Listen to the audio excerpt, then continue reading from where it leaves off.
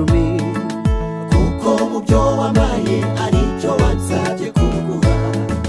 mbere yuko ucyakira mwami nyemerera mbanze nature kuko hari igihe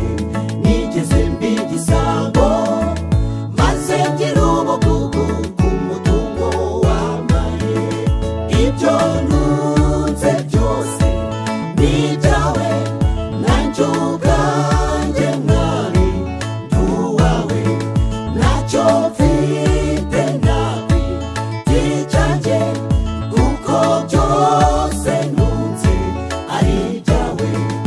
ibyo ntunze byose ni ibyawe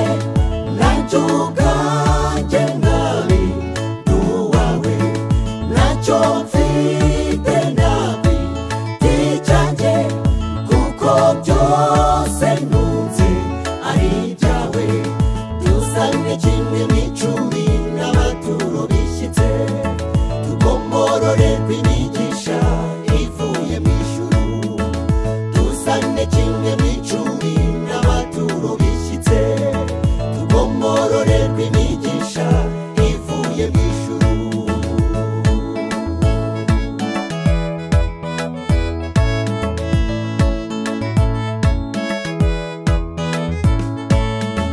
bikeya cyangwa byinshi umaye kuronka mwami umpe kubigukiranukiramo neza undinde ko nagira umutima w'ubugugu ntabanga wa mugaragu w'inyu mwami wamuhaye inka ibyo ntunze byose ni ibyawe nanjye ubwanjye mwami ndi uwawe ntacyo mfite nabi by'icyanjye kuko byose ntunze ari ibyawe ibyo ntunze byose ni ibyawe nanjye ubwanjye mwami ndi uwawe ntacyo mfite nabi by'icyanjye kuko byose ntunze ari ibyawe dusane kimwe n'icumi n'amaturo bishyitse tugomororerwa imigisha ivuye mu ijuru dusane kimwe n'icumi n'amaturo bishyitse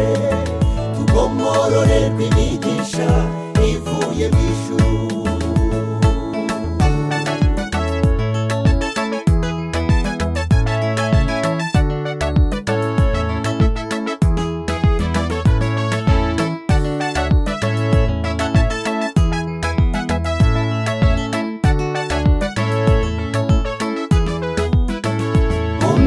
igisonga kizawishimira gikiranuka muri byose kuri shebuja ku munsi wo guhemba ibisonga byiza nzagaragare mu bisonga byakiranutse umwe kuri igisonga kizawishimira gikiranuka muri byose kuri shebuja umunsi wo guhemba ibisonga byiza nzagaragare mu bisonga byakiranutse umwe kuri igisonga kizawishimira gikiranuka muri byose kuri shebuja umunsi wo guhemba